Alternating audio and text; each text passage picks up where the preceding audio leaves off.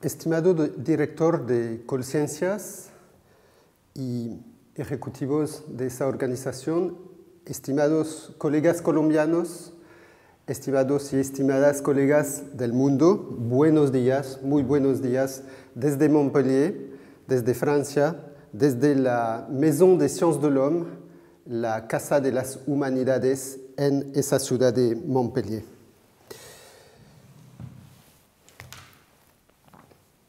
Hablamos hoy de las incubadoras de las diásporas del saber.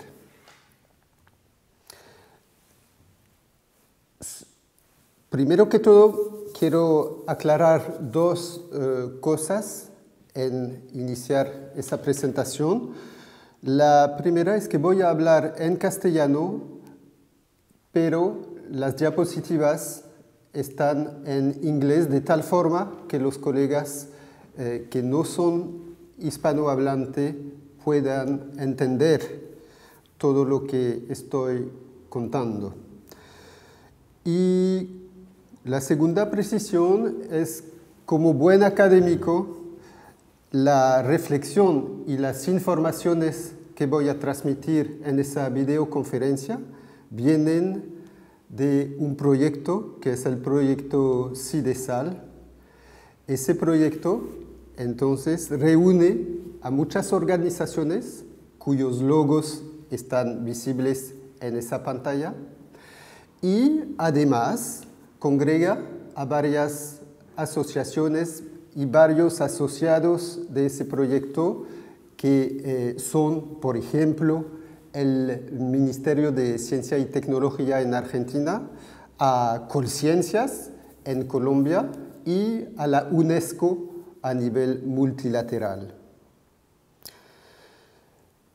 Es un trabajo entonces colectivo al cual me voy a referir en esa presentación sobre incubadoras. Incubadoras. ¿Por qué incubadoras? Sabemos lo que son las incubadoras para empresas innovadoras. Pero para diásporas, ¿qué significa esa dimensión de incubación que estamos introduciendo aquí? ¿Qué diferencia tiene con las incubadoras de empresas? ¿Qué son las especificidades de ese tipo de incubadoras? Vamos a explicar esto. La necesidad de incubadoras sale de la experiencia. Sale de la experiencia que pudimos como convocar para pensar en lo que necesitan las diásporas. Sale exactamente de un estado del arte, de 2003 sobre las diásporas científicas. La incubación de empresas es la que tiene que ver con la protección, el desarrollo tempranal de las actividades de innovación y con la provisión de servicios especializados como la interacción con el mercado y como la provisión de recursos específicos. Ahora bien, entonces, en el ejercicio que hicimos en 2003, en este estado del arte de todas las redes diásporas del conocimiento que existían en aquella época y anteriores a 2003, nos dimos cuenta entonces que compartían un par de rasgos comunes, de características similares. Primero que todo, nos dimos cuenta, y eso también con otros trabajos de otros equipos en el mundo, que había muchas asociaciones, muchas iniciativas de tipo diasporeicas, asociaciones de profesionales, de gente altamente calificada que se reunía para trabajar con sus países de origen. Entonces, aquí ven en pantalla esos varios censos que se hicieron entre 2001 y mediados de los años 2000, en los cuales se ve como una aumentación del número y de la cantidad de esas redes, tanto porque se multiplicaron las redes mismas, pero también porque en esa época se incrementó la conciencia y la identificación de esas redes. Bueno, para darles una idea de los países que en aquella época pudimos estimar, contar la cantidad de redes diásporas que tenían varios países, y salía entre otros la India, por supuesto, como se conoce muy bien esas empresas diasporeicas de la India, y otros países que ven aquí en pantalla: Etiopía, Marruecos, Bangladesh, China, etc. Argentina siendo uno importante, y por supuesto Colombia, que fue uno de los pioneros en la creación de semejantes redes de investigadores e ingenieros. Pero, como saben, más que todo se desarrolló ese fenómeno en Asia después de haberse desarrollado inicialmente en los años 90 en la misma América Latina. Esos networks, esas redes numerosas, se ven en el caso chino. Localizamos, identificamos unas de esas a través de la investigación por el web.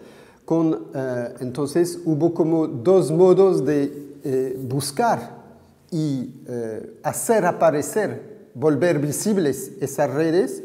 El primero fue a través de Internet, que fue el ejercicio que hicimos en el IRD, y el segundo fue hecho por los chinos mismos a través de un equipo de investigación de Xiaobiao, entonces, y ligado al Banco Asiático de Desarrollo. Y como ven, el primero, la pequeña estimación, viene del Internet, mientras que los chinos, que podían entonces recuperar mucho más información sobre sus diásporas a través de sus vínculos con el país y a través de su manejo del idioma chino, pudieron identificar muchísimo más que la cantidad que se podía identificar por un equipo extranjero por Internet. Solo para mencionar entonces que en esa evaluación, en esas estimaciones de las redes diasporeicas altamente calificadas, hay unos sesgos que siempre vuelven difícil la identificación y la ubicación de las redes. No es fácil nunca de trabajar con la diáspora. Mucho del trabajo de investigar sobre la diáspora es realmente de indagar en profundidad para poder sacar la evidencia empírica que caracteriza las redes y sus miembros. Entonces, la pequeña parte que se volvía visible era la capa superficial de los que aparecían en Internet, cuando muchos más existían en la web, pero visibles solamente para los que podían hablar chino. ¿De qué se trata, en fin, cuando hablamos de esas asociaciones de profesionales, asociaciones o redes de gente altamente calificada, de científicos e ingenieros, por ejemplo, entre otros? Se habla de muchos aportes, muchas contribuciones que se pueden hacer, que están aquí listadas, como el intercambio de información entre el país y su diáspora, el exterior, la transferencia tecnológica, entonces el know-how o el know-how que puede volverse posible a través de vinculación con la diáspora. También pueden actuar los científicos expatriados como diplomatas, como intermedios entre las capacidades expatriadas en los países del exterior y las mismas comunidades académicas en el país. Se puede elaborar y pensar, y se hicieron muchos proyectos entre diáspora y países de origen. También la educación, la capacitación se volvió posible con aportes del exterior a las comunidades locales. Hubo creación de empresas como joint ventures de ese tipo que permitían entonces la creación de empresas compartidas entre expatriados y comunidades locales. Hubo y hay también consultorías, asesorías que traen los expatriados a sus países.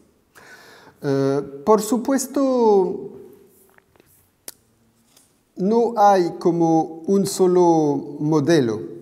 No hay un solo modelo y hay muchas asociaciones que, en fin, hicieron unas pocas de esas funcionalidades, cumplieron con una parte, no hicieron otras. Hubo como, aquí se revela más que todo el potencial que ofrece la diáspora y ese aporte de recursos humanos altamente calificados y sus networks, sus propias redes en los países de recepción, de los cuales pueden aprovechar los países de origen.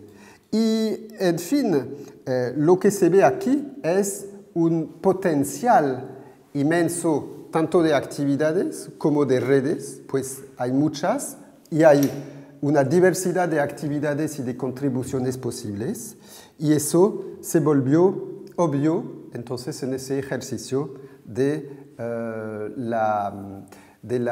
estado del arte que se hizo en 2003. Después hicimos y se hicieron como recomendaciones y conclusiones de esos expertos. ¿Qué mostraron?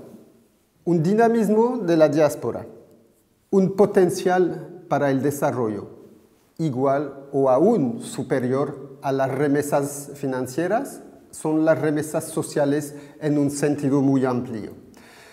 Pero se veía que se necesitaba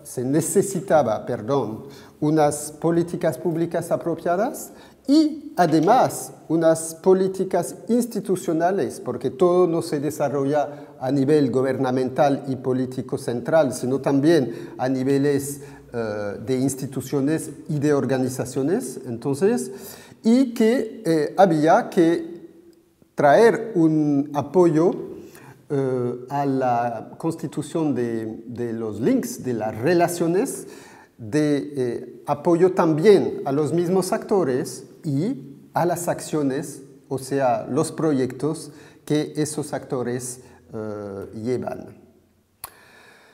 Entonces, lo que apareció obvio, porque se profundizó ese análisis de las docenas de redes, aún más, como vimos que había como más de 300 de esas redes identificadas. Cuando se hizo un análisis un poquito en profundidad de aquellas, se pudo mirar entonces que en los años siguientes, entonces en mediados de los años 2000, que había una fragilidad recurrente de esas redes, había una precariedad del membership, de los miembros en cuanto a su involucramiento en las redes. Había una inconsistencia en las actividades, en las iniciativas de las redes y había como ineficacidad general en muchos casos de las que analizamos. Se vio como unos límites del aporte de esas redes, no tanto en términos de objetivos, sino en términos de realizaciones. Entonces, una explicación que que pudimos dar, es la de una falta de profesionalismo en las empresas hechas.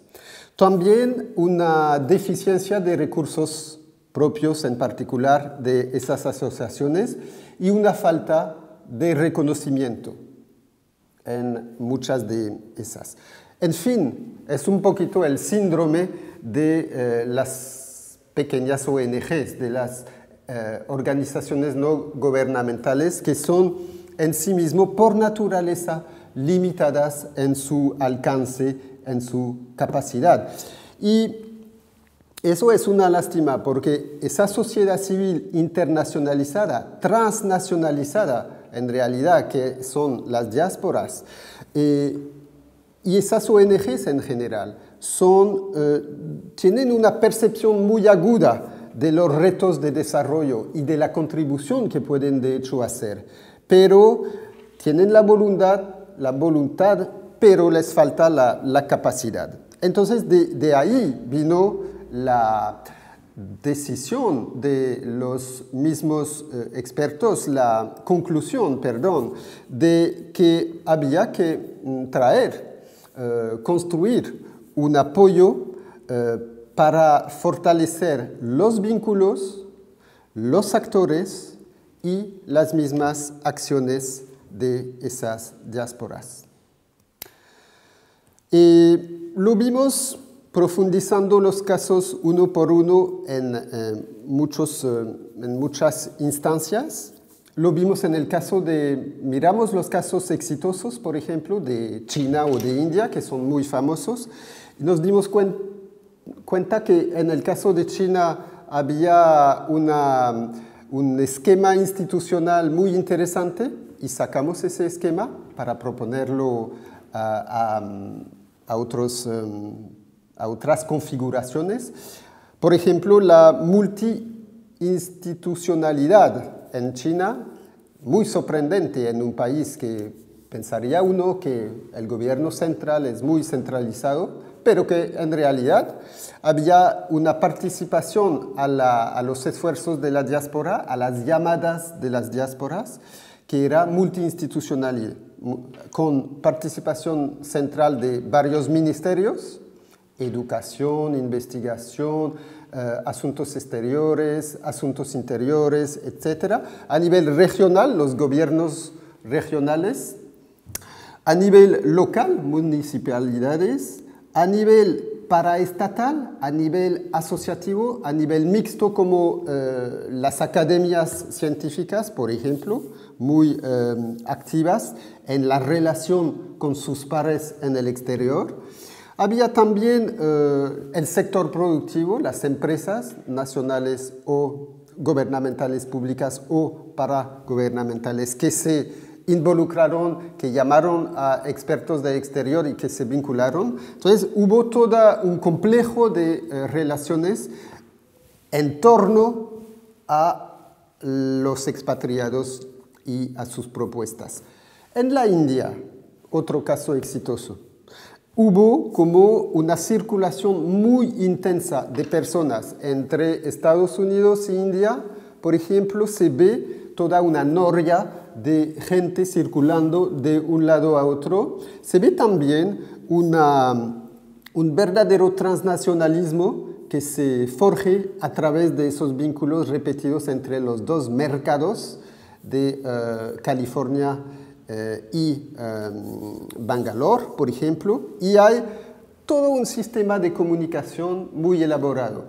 Desde muy temprano, los indios, los informáticos, los ingenieros en informática de la India y expatriados en América, se metieron al Web 2, al Web 2.0, entonces muy interactivo, desde muy temprano. Entonces hubo toda una vitalización social de la diáspora a través de esos medios de comunicación. Esas son lecciones que pudimos sacar así anecdóticamente de la mirada a los casos asiáticos, por ejemplo. Pero intentamos ir más allá de esos casos anecdóticos y de mirar en una manera más racional cómo interpretar el éxito y el fracaso de las iniciativas de las redes diásporas. A ver qué nos podía explicar, qué nos podía justificar que unos lograban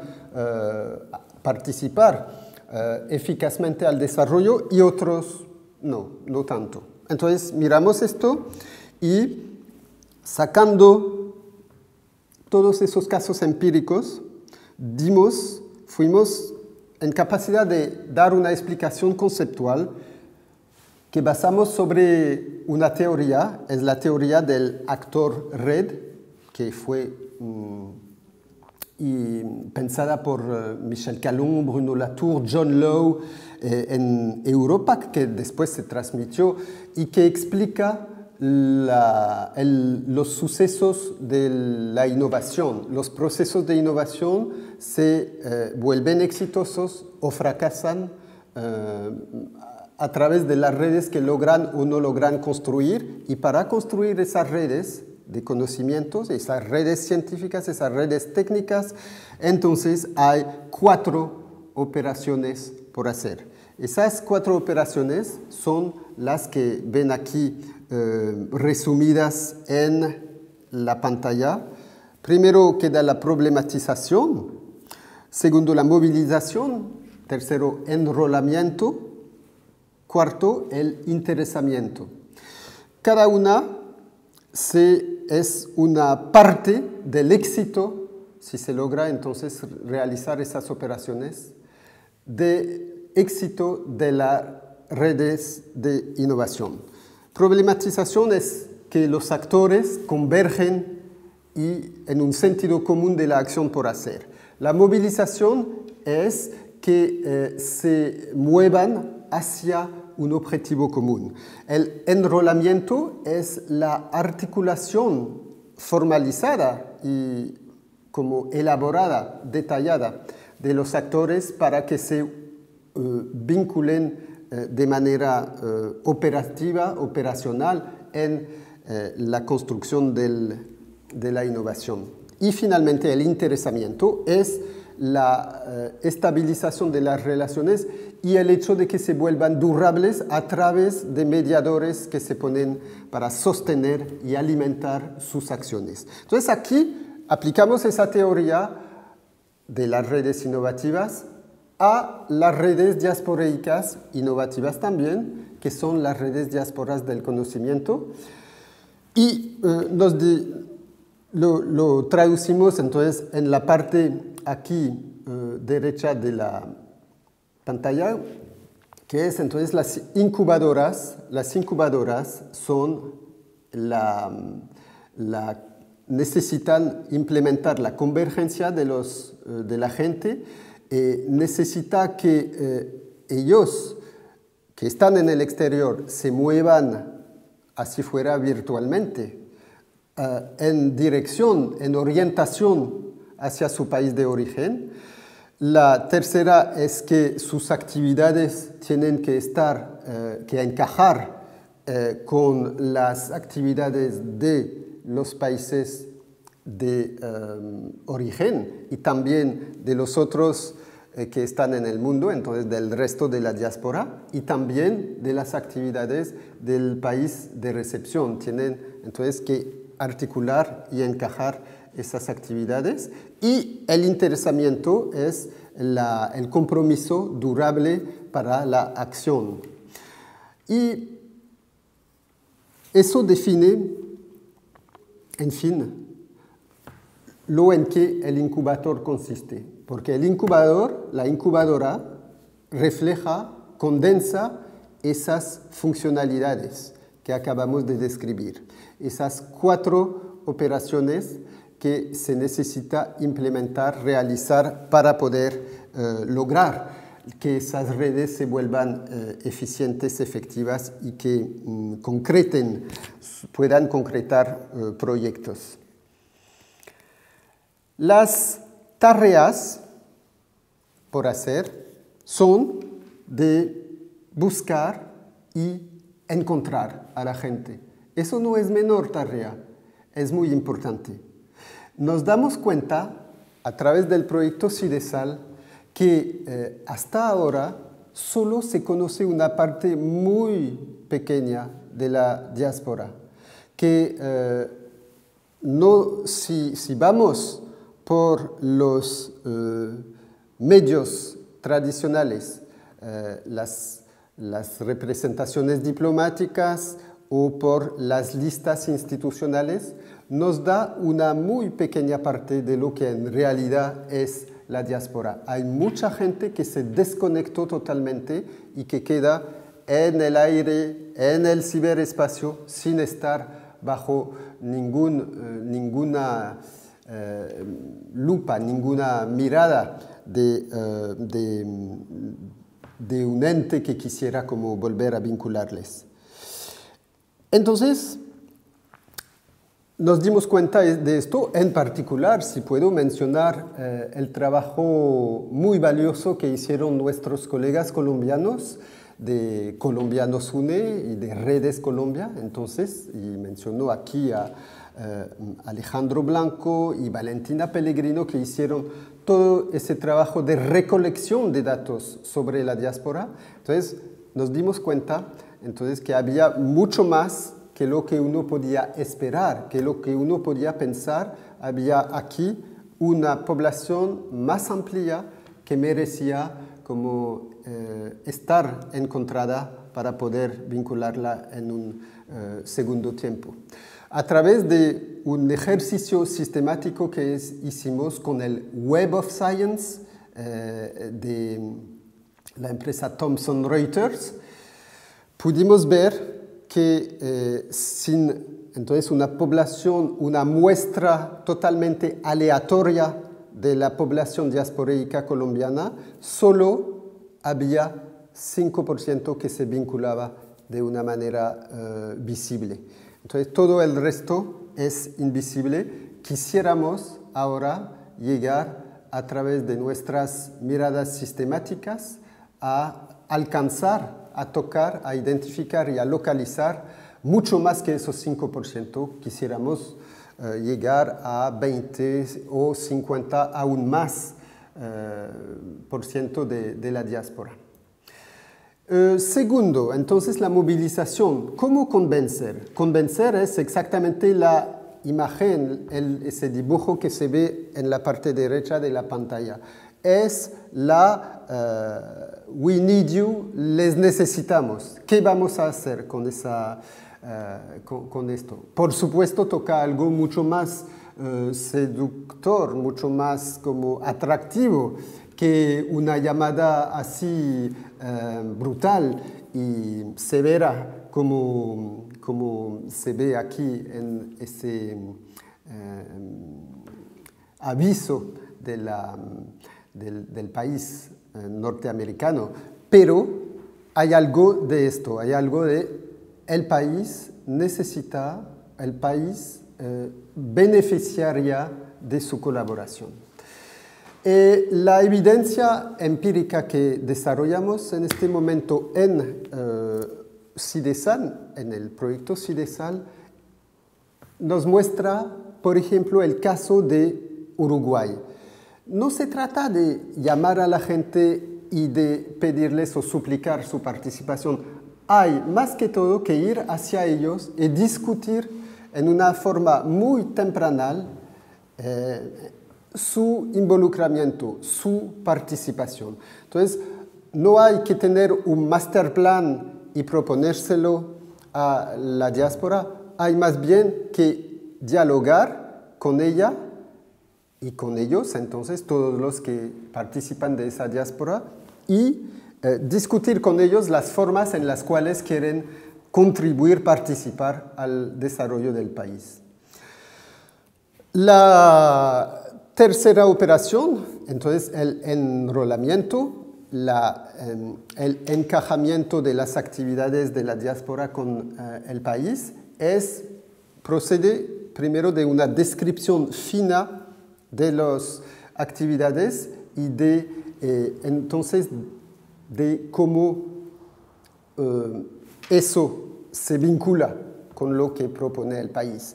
Entonces, es una manera de dirigirse hacia la diáspora We need you, como vimos, pero también we know you, les conocemos. Conocemos lo que están haciendo, cómo lo están haciendo, en qué entorno, y conocemos esas habilidades, esas competencias, y nosotros necesitaríamos aquellas para tales y tales cosas.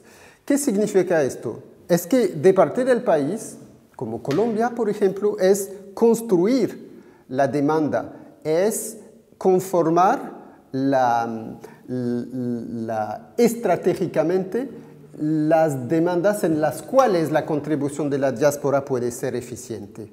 Y es exactamente lo que se está intentando hacer en este país en este momento.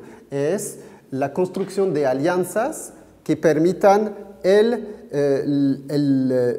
vínculo fértil de la diáspora con esas alianzas. Azkun en este momento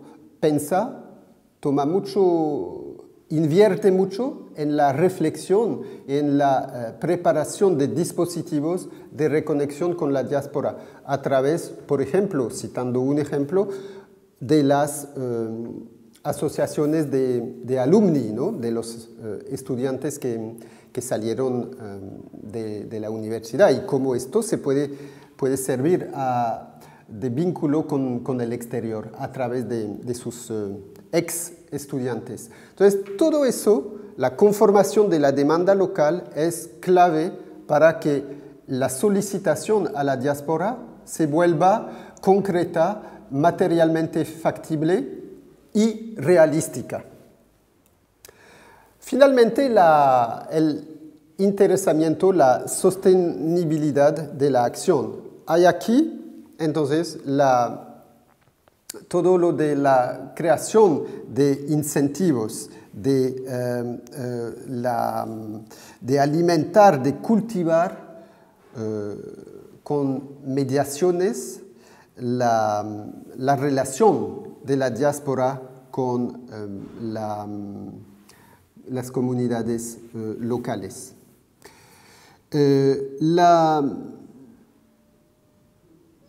Hay como aquí todo un trabajo entonces de propuesta de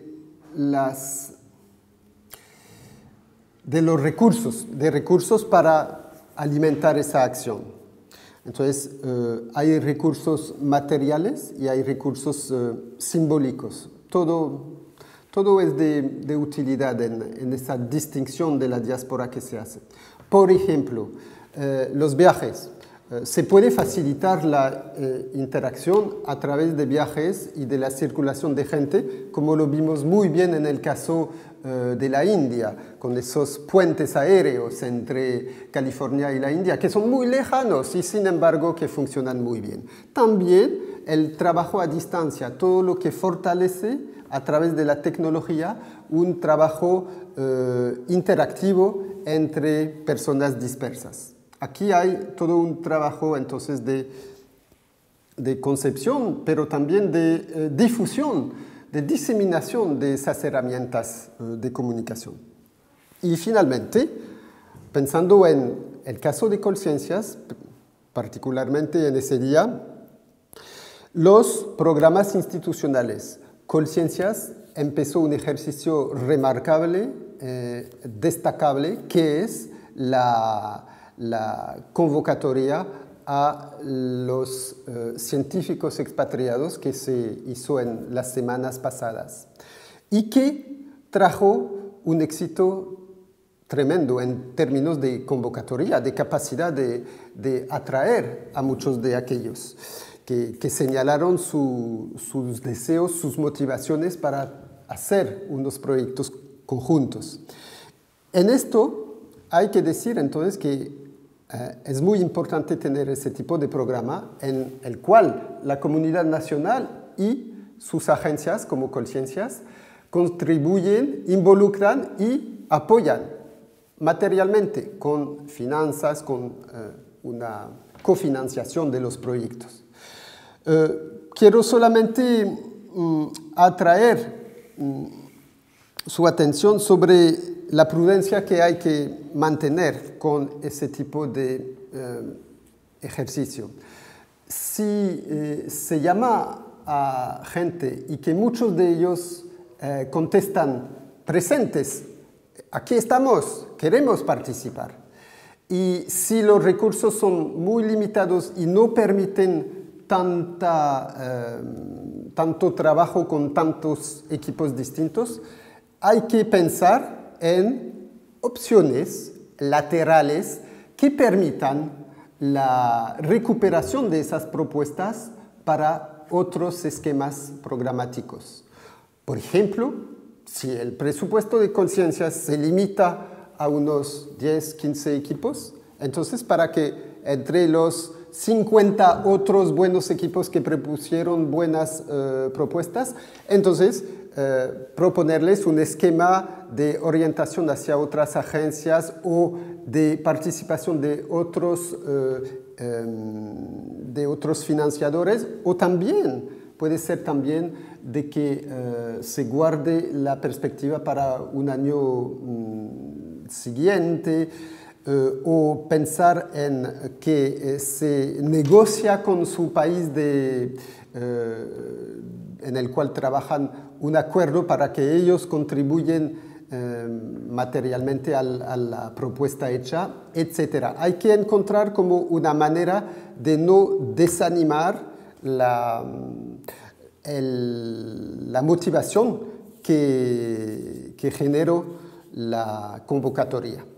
Hay que pensar en no dejar por atrás expectativas decepcionadas. Es muy importante porque históricamente, si miramos a la Red Caldas, hubo algunos fenómenos de ese tipo que fueron muy dañinos para el ambiente y la dinámica de la Red Caldas en su época. Bueno, la incubadora, en fin, es un paquete que provee información, provee una información de 4 tipos. Entonces, la información es uno de los tipos de aporte que se realizan a través de la incubadora.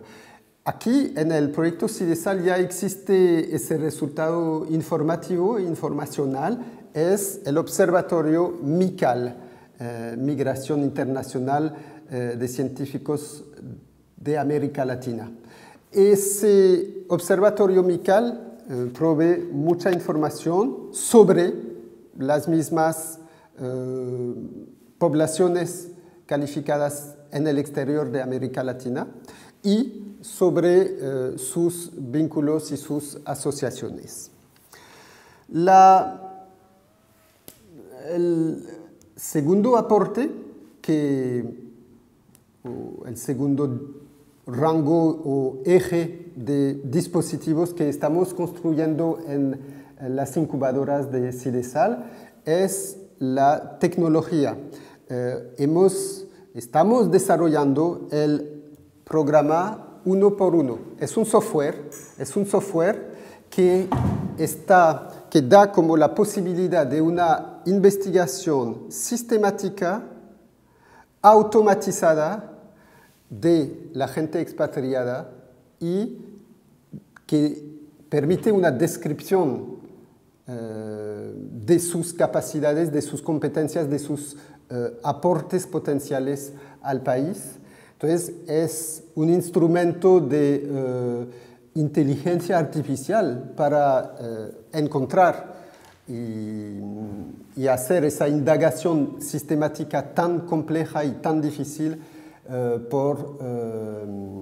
en las búsquedas tradicionales de ciencias sociales. En tercero, la incubadora debe proveer los usuarios con instrucciones técnicas y operativas del software y de la información, y debe capacitar a esos actores con el uso de esos instrumentos, de esas herramientas, tanto para interpretar la información estadística del observatorio, por ejemplo, que comentaba entonces del primer punto, como del manejo del software uno por uno. Entonces hay toda una parte de guidelines, de instrucciones para poder utilizar esa herramienta de información y esa herramienta de software con eficacia. Eso se está como desarrollando. Finalmente, la cuarta parte de la incubadora es el complejo de recomendaciones políticas. Entonces, de política que permita como desarrollar la capacidad de los actores y principalmente de los estados, de los gobiernos, pero también, como lo dije anteriormente, de los entes públicos a un nivel inferior, a escala menor, local o regional, y también a nivel institucional y organizacional, cómo organizar la captación del aporte de la diáspora en una forma eficaz, cuáles son los elementos que lo permiten. Y en el proyecto CIDESAL derivamos esas recomendaciones, no son así especulativas y solamente abstractas, les sacamos de la evidencia empírica que nos provee la historia de las experiencias anteriores, las lecciones que sacamos entonces de, por ejemplo, la Red Caldas para Colombia o el programa Raíces de Argentina, cómo sacamos lecciones de las dificultades y éxitos, logros, obstáculos posibles de esas experiencias.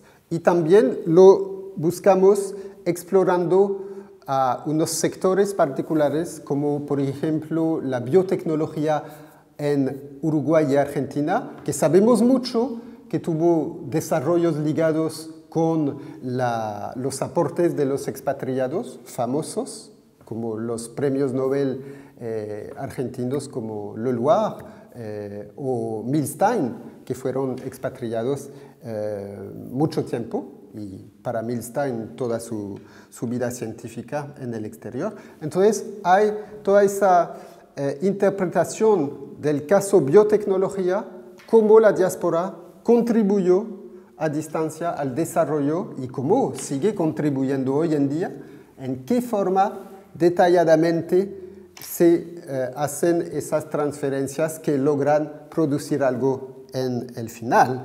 Esos estudios históricos y sectoriales nos permiten deducir las recomendaciones racionales, sistemáticas para política. Ahora bien, quería, siendo virtualmente en Colombia, mostrarles uno de los resultados, como primeros resultados que podemos presentar sobre Colombia.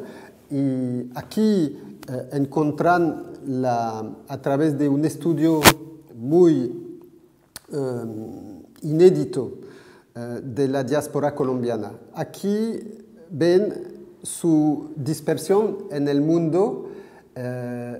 No se trata de una diáspora que fue identificada a través de modos tradicionales. Eso es la diáspora en su parte anteriormente invisible. Sacamos a través del Web of Science una población totalmente desvinculada de Colombia, una parte teniendo pequeño vínculo y la otra parte sin ningún vínculo con el país, y a través de esta logramos deducir de dónde están, cuántos están, cuáles son las proporciones, sus actividades y sus localizaciones precisas. La parte invisible del iceberg del cual hablábamos antes, aquí aparece. Entonces, el bola roja significa la diáspora, mientras que la verde incluye también a los que circulan, que no son solamente instalados en aquella región o país, pero que circulan, o sea, que volvieron a Colombia o vuelven a Colombia, o que pasaron a otro país. Nos da solamente entonces la movilidad y la diáspora, o sea, la circulación y la residencia de los colombianos que se mueven, que sean para instalarse o para seguir circulando. Entonces, aquí ven que en Europa hay más que en América del Norte de los colombianos expatriados, tanto en movilidad como en residencia. Pero más que todo se ve bien que se instala más un colombiano expatriado cuando circula por Estados Unidos, se instala más, mientras que los que están en Europa siguen circulando por una buena parte de aquellos. No se instalan tanto como en Estados Unidos. Cuando se enfoca sobre Europa, vemos también ese fenómeno interesante. A España, la residencia es débil. Hay pocos que se instalan en España comparado con la proporción de los que se van, que circulan, que pasan por España, pero para después ir en otro país de Europa, puede ser Norteamérica, o volver a Colombia. En cambio, si se mira a Suiza o Alemania, casi todos los que circulan por esos dos países se instalan, se radican y se quedan y constituyen diáspora. Al contrario, Inglaterra, mucha circulación, poca instalación. Cuando miramos más detalladamente a dónde van como ciudades, muy interesante mirar que hay un patrón muy distinto entre, por un lado, Europa en general y España por otro lado. En España hay concentración masiva en dos polos migratorios, Madrid, Barcelona. Para los otros países, Alemania, Inglaterra, Francia, Italia, se ve mucho más dispersión. Es una diáspora que se extiende en muchas ciudades y lugares distintos. Eso muestra como seguramente un patrón migratorio y motivaciones de ubicación que son en una manera interesante distintas. Y ahora volvemos a Colombia. Colombia, cuando se habla de los retornados a Colombia, entonces de los científicos que volvieron a su país, que vuelven a su país hoy en día, se ve dónde se van. Y para mí que conozco muy bien a Colombia y que es un país al cual me interesó desde hace muchos años, yo fui un poquito sorprendido por esa distribución. Pensaba que la gran mayoría de los científicos iban a volver a Bogotá y a concentrarse en las organizaciones muy conocidas de investigación, en la capital. Como suele ser en muchos países, se supone que la gente vuelve más que todo a la capital cuando vuelve, aun si salió de otra ciudad, porque allí, en la capital, se concentran los recursos, las capacidades, las instituciones, en fin, todo. Pero no es así, y es un resultado bien interesante que muestra cómo la globalización no significa necesariamente la concentración en pequeños lugares, en pequeños hubs de conocimiento. No, aquí hay una dispersión en las ciudades de provincia y en las ciudades de menor rango, aun si son de provincia, logran captar los recursos humanos en movilidad cuando vuelven a su país. Es algo que vemos también en los dos otros países que investigamos muy profundamente en el proyecto CIDESAL, Argentina y Uruguay. Los dos manifiestan como una tendencia similar. En fin, esas cartas, esas mapas nos muestran entonces esas dinámicas originales. Bueno, es tiempo ahora de concluir y quería volver a lo que dijimos inicialmente, incubadora, ¿para qué? ¿Por qué? ¿A qué sirve? Vuelvo entonces a esa noción de protección. La protección, nos dimos cuenta que por sí mismo las redes diasporeicas de recuperación de conocimiento como esos Diaspora Knowledge Network no son autosuficientes al principio y que necesitan un apoyo construido, elaborado por sus desarrollos. El desarrollo precisamente precoz de esas redes innovativas se debe acompañar para lograr esa innovación propuesta, como entonces ese potencial que vimos claramente para lograr una realización necesita ese acompañamiento de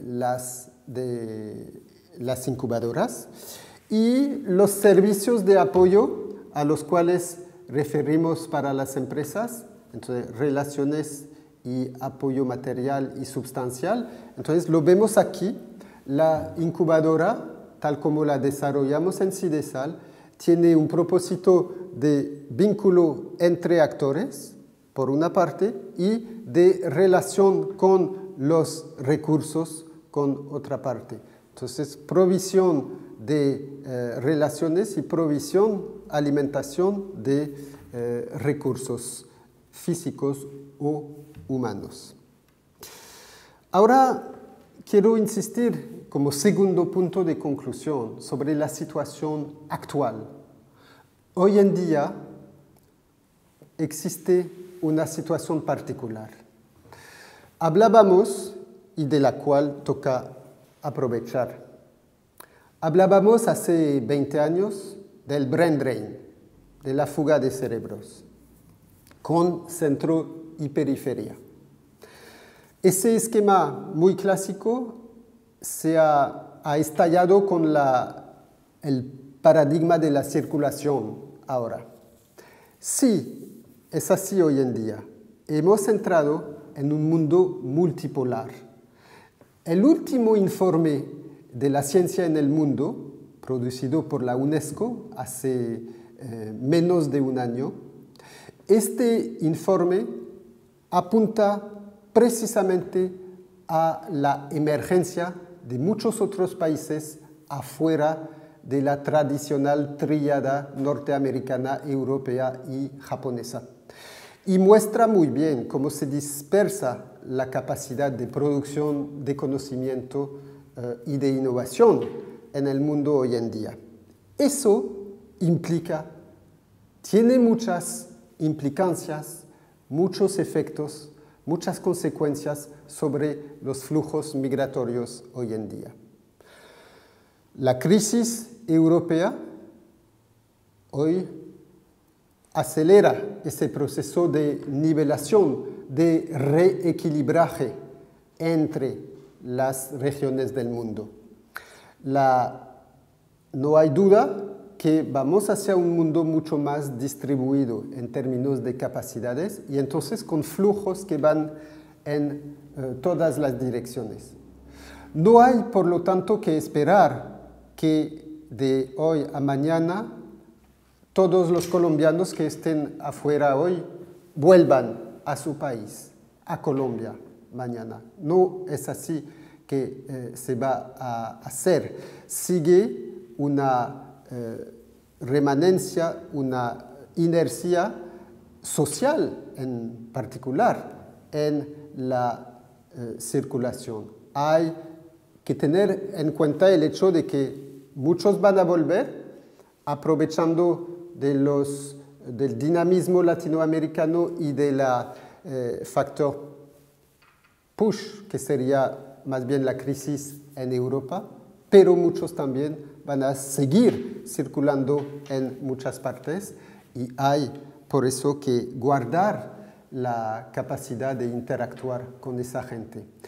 Guardar esa capacidad, desarrollarla, sabiendo entonces que el momento, hoy en día, es muy oportuno hacer ese tipo de ejercicios, pues nos dimos cuenta, con el caso asiático, nos dimos cuenta que lo más el país es dinámico, crece, se desarrolla, lo más su diáspora tiene tendencia, tiene motivación y se compromete en una vinculación productiva. Les agradezco por su atención, les deseo un encuentro que siga en las mejores condiciones y espero seguir como en comunicación con ustedes. Los datos de nosotros aparecen aquí en pantalla. El proyecto CIDESAL estaremos muy atentos a que se pueda ser de utilidad para Colombia, para Colciencias y para todos los colegas que se esfuerzan de trabajar en redes y con el exterior en cooperación. Muchas gracias y hasta luego.